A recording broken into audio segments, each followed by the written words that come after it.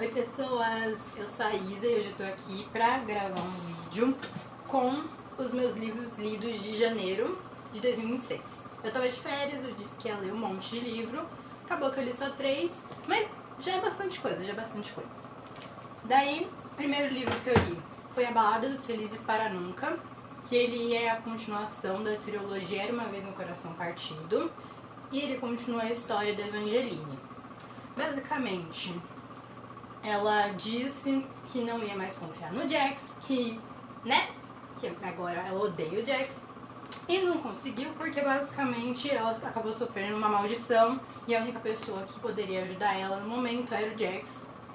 E daí a gente tem a história se desenvolvendo a partir disso daí, né? Que a Evangeline sofreu outra maldição e agora ela vai precisar da ajuda do Jax pra seguir a história do livro, né? Basicamente é um livro muito legal, que ele te deixa muito intrigado, muito preso na história, você quer muito saber o que vai acontecer com a Evangeline.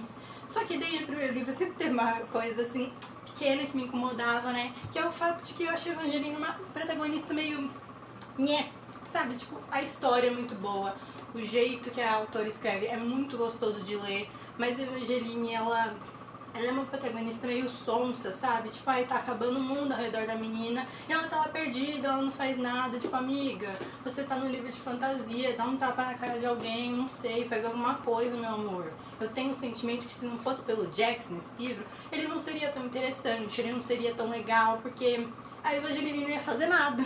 A Evangeline sozinha não tá fazendo nada. Quem traz entretenimento aqui pra gente é o Jax.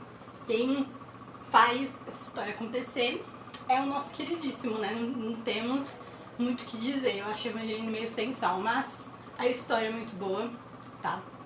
Não tem como negar que o romance que eles têm também é maravilhoso. O romance desse livro é muito bom, tá? Muito bom, tem cenas de romance maravilhosas. E o final é simplesmente incrível. Ela sempre consegue, né, Stephanie, sempre consegue, no final dos livros dela, trazer esse final impactante que te deixa curioso pra saber o que vai acontecer nas próximas histórias, nas continuações das histórias dela.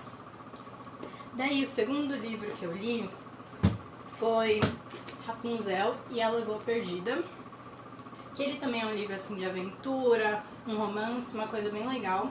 Aqui basicamente ele se passa depois do filme de Enrolados e a gente tem a Rapunzel tentando se adaptar à vida de princesa dela, com as coisas novas, as mudanças que ela tem, já que ela passou, né, 18 anos numa torre, e daí aqui ela acaba precisando de ter uma dama de companhia, que acaba sendo a Cassandra, que ela é filha do líder ali, né, da guarda real. E basicamente ela não estava querendo isso porque ela queria ser a líder da guarda, depois que o pai dela saísse desse cargo, né? Mas o pai dela acabou falando pro rei e a rainha colocarem ela como dama de companhia da Rapunzel. Ela não gosta muito no começo, mas ela vai se adaptando, né? A Rapunzel e as duas acabam virando amigas. E daí basicamente nesse livro ele conta a história de que a Rapunzel ela vai numa biblioteca procurando alguns livros pra ela ler e ela acaba encontrando um livro de poemas que traz a história dessa lagoa, que basicamente seria um lugar mágico, um lugar místico, e então a Rapunzel e a Cassandra decidem uma noite fugir do castelo para irem atrás dessa lagoa para ver o que tá acontecendo lá, para ver se aqueles poemas são reais que estão naquele livro que a Rapunzel encontrou ou se eles são basicamente só ficção. E daí no futuro, mais frente do livro, elas percebem que elas vão ter que proteger aquele lugar que elas encontraram, porque tem pessoas mal intencionadas querendo pegar aquele lugar, porque tem toda uma história escondida por trás.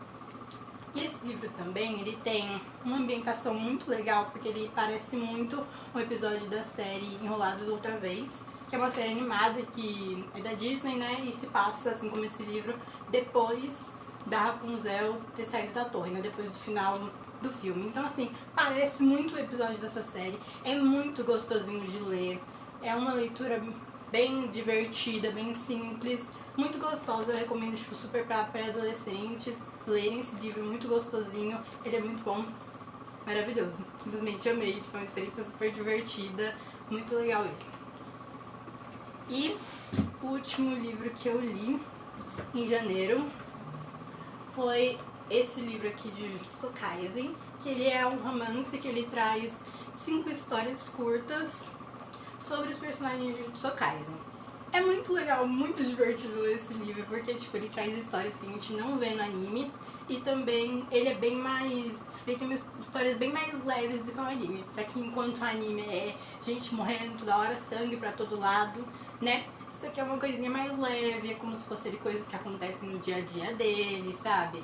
Muito bem diferente da vibe do anime. Mas ele também... ele é uma coisa meio que misturada, assim, porque ele tem histórias onde os personagens estão lutando e tal, como no anime, e tem histórias que são mais, tipo, só eles saindo de tarde pra ir no centro comprar coisas, pra ir no shopping, saindo pra beber com os amigos. É uma coisa bem legal. E daí teve, dessas 5 histórias, a que mais chamou a minha atenção, com certeza, foi a terceira, que é a Alegoria no Escuro, que apesar do protagonista ser o Mahito, que é um personagem que eu não gosto, não gosto dele, ele não fica a cara, mas assim, não gosto dele por ele ser um vilão, né? Eu odeio ele, mas assim, ele é um personagem muito interessante nessa terceira história desse livro. Essa história retrata isso porque basicamente o Mahito ele tá procurando um lugar para ele se esconder e acaba encontrando um esgoto vazio, que não tem nada, não tem ninguém lá, não tem nada acontecendo, tá sem funcionar mais, né, basicamente, e ele acaba encontrando um senhor idoso lá que é cego e ele tá lá no chão vivendo lá sozinho no meio daquele esgoto. E basicamente o Mahito fica super intrigado com isso, né, porque principalmente por ele estar fazendo aquele estudo da alma humana, né, da humanidade, ele fica super intrigado porque diferentemente dos outros humanos, aquele senhor não parece se importar com o fato dele ser cego, mas tá naquela situação dele ser cego, já tá naquela situação sozinho, vivendo ali sozinho, ele não se importa. O Mahito até questiona se ele não tem medo de morrer, se ele não tem medo que algo aconteça com ele, e ele diz que não. Isso deixa ele muito intrigado, e eu acho isso muito legal, porque o Mahito, pra mim, ele é um personagem que eu não gosto, mas ele é muito interessante, porque ao mesmo tempo que ele é super cruel, ele parece uma criança, né? Porque é como se ele fosse realmente uma criança. Ele é curioso, ele quer saber sobre as coisas, ele quer entender como as coisas funcionam. É meio bizarro, é bem bizarro, na verdade. E nessa mesma história também tem uma coisa específica que é citada, né? Que, assim, eu acho que já foi mostrado no anime, só que eu tava muito preocupada não gostando do Mahito e não reparei nisso. Que é o fato de que ele é um leitor. Ele literalmente no livro, conversando com esse senhor, ele cita a metamorfose. E eu fiquei tipo, gente, como assim? Como assim? O cara que eu odeio é leitor, não gostei. Mas ao mesmo tempo, tipo assim, fiquei pensando, tipo, nossa, dá pra super colocar ele naquela trend do TikTok, sabe? Tipo, pessoas equilibradas leem. Daí você coloca uma Mahito. Tipo, super saudável, sabe? Fiquei chocada porque eu não tinha reparado nisso nunca. Mas eu vi até uma imagem que realmente no anime aparece ele lendo e eu fiquei tipo, gente, como assim que eu nunca reparei nisso? Chocada, mas, né? E também, as outras histórias também são muito boas.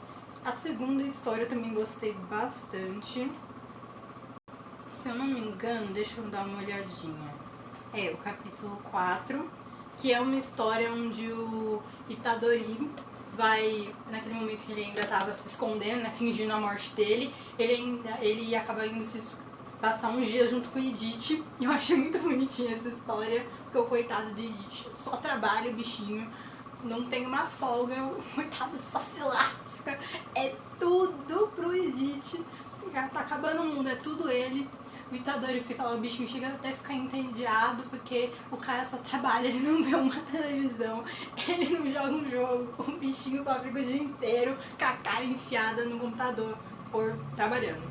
Ou seja, forças pro Idit, porque ele, maioral de Jujutsu Kaisen, ele faz tudo. Gente, não tem como. Sem o Idit, Jujutsu Kaisen não ia pra frente. Não ia pra frente. Por quê? Como que o pessoal ia trabalhar? Como que os feiticeiros iam trabalhar? Sem o Idit pra administrar tudo? Não ia pra frente. Não tinha como. E não tem como. E basicamente foram esses os livros que eu li em janeiro. Espero que vocês tenham gostado do vídeo. É isso, deixem um like, comentem e se inscrevam no meu canal. E é isso, gente. Um beijinho. Tchau!